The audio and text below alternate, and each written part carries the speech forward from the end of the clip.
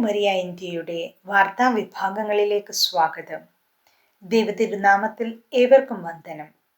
ക്രിസ്തുവിലുള്ള പ്രത്യാശയും സ്നേഹവും ഹൃദയങ്ങളിൽ നിറച്ചുകൊണ്ട് ഇന്നത്തെ പ്രധാന വാർത്തകൾ വായിക്കുന്നത് ഞാൻ രാജി അനൂപ്. ലിയോ 14 മാർപ്പാപ്പയുടെ സ്പെയിൻ സന്ദർശനം സമാപിച്ചു.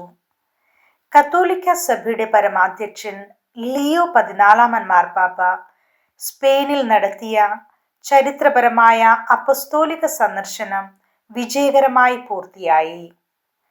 കഴിഞ്ഞ വ്യാഴാഴ്ച മുതൽ ശനിയാഴ്ച വരെ നീണ്ടുനിന്ന സന്ദർശനത്തിൽ കുടിയേറ്റക്കാരുടെ പ്രശ്നങ്ങൾക്കും ആഗോള സമാധാനത്തിനും ഐക്യത്തിനുമാണ് പരിശുദ്ധ പിതാവ് പ്രധാനമായും ഊന്നൽ നൽകിയത്. 15 വർഷങ്ങൾക്ക് ശേഷം സ്പെയിൻ മണ്ണിലെത്തിയ ഒരു മാർപ്പാപ്പ എന്ന പ്രത്യേകതയോടെയാണ് ലിയോ 14 പിതാവിനെ രാജ്യം വരവേറ്റത്.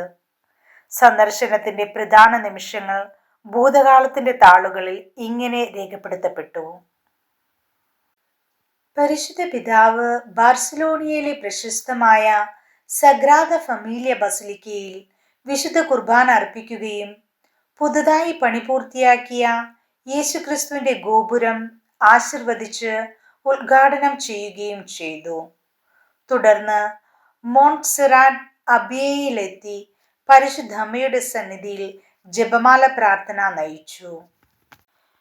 കുടിയേറ്റ പ്രതിസന്ധി നേരിടുന്ന കാനറി ദ്വീപുകളിലേക്കായിരുന്നു വെള്ളിയാഴ്ച പിതാവിന്റെ യാത്ര.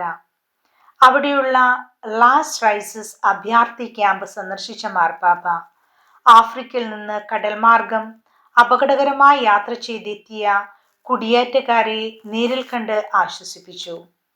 തുടർന്ന് പ്ലാസ ദെൽ ക്രിസ്റ്റോയിൽ നടന്ന സമ്മേളനത്തിൽ മനുഷ്യക്കടത്ത് നടത്തുന്ന മാഫിയകൾക്കെതിരെ കടുത്ത ഭാഷയിൽ പിതാവ് ശബ്ദമുയർത്തി. സന്ദർശനത്തിന്റെ അവസാന ദിനമായ ശനിയാഴ്ച കാനറി ദ്വീപുകളിലെ തെനരിഫിൽ വച്ച് അഭയാർത്ഥികളുടെ പുനരധിവാസത്തിനായി പ്രവർത്തിക്കുന്ന വിവിധ സന്നദ്ധ സംഘടനകളുമായി പിതാവ് കൂടിക്കാഴ്ച നടത്തി. തുടർന്ന് സ്പെയിനിലെ ഔദ്യോഗിക യാത്രയയപ്പ് ചടങ്ങുകൾക്ക് ശേഷം പരിശുദ്ധ പിതാവ് റോമിലേക്ക് മടങ്ങി.